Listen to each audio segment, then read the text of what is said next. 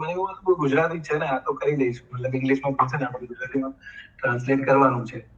But જ્યારે મેં first class attend કરી ત્યારે મને ખબર પડી કે આ તો ભાઈ તાર ખુલી ગયા મારા બધા. મેં કીધું આ તો નહીં થાય.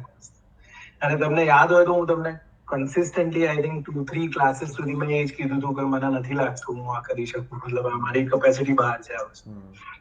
બટ મેં ખાલી તમે જે કીધું હતું હું એ જ કરી ગયો છું લિટરલી. મતલબ મેં મારું દિમાગ બિલકુલ નથી લગાડ્યું. તમે મને કીધું હતું કે મતલબ એકદમ જે પેલા શિષ્યની જેમ હોય ને એ રીતે મેં કર્યું છે. હું તમને ખરેખર ગુરુ માનતો હતો. અને તમે જે કીધું કે ભાઈ લખવાનું રોજ, તો એ ઓનેસ્ટલી કર્યું છે. Credit goes to you straight away. There is no doubt about that for PT and NATIO.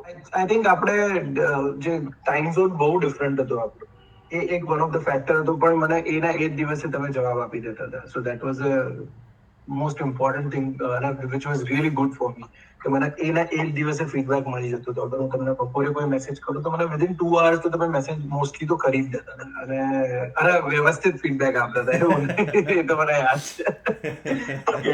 મતલબ દંડો ઘણી વાર મારતા હતા બરાબર, એટલે પણ મને મજા આવતી. આ બધું એન્જોય, એવું નતું મને લિટરલી, હું તમને સાચું કહું, અગર હું, અને આ જેન્યુઅનલી હું માનું છું, હું આ પ્લેટફોર્મ પર કહેવા માંગુ છું, અગર તમારા જેવા મતલબ ટીચર્સ અગર સ્કૂલ્સમાં આવી જાય ને તો આપણું એડ્યુકેશન સિસ્ટમ આખું બદલાઈ જશે. છોકરાઓ ખરેખર મતલબ જે તમે જે ડેડિકેશન છે ને તમારું, હું માની ગયો છું. Hats of.